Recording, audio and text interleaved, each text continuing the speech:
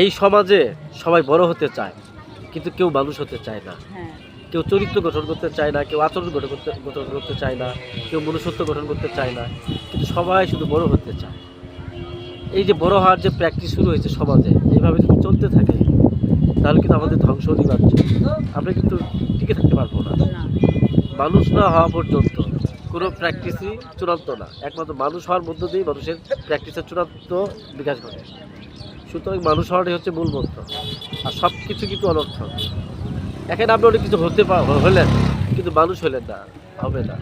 সবার আগে মানুষ। সবাই বলে যে বড় কি দিয়ে হয়, বড় মানুষ ইঞ্জিনিয়ার হয়ে হয়, ডাক্তার হয়ে হয়, এমপি মন্ত্রী হয়ে হয়, রাজনীতির লিডার হয়ে হয়, কবি দার্শনিক সাহিত্যিক হয়ে হয়, কিন্তু কেউ মানুষ হওয়ার জন্য হয় না।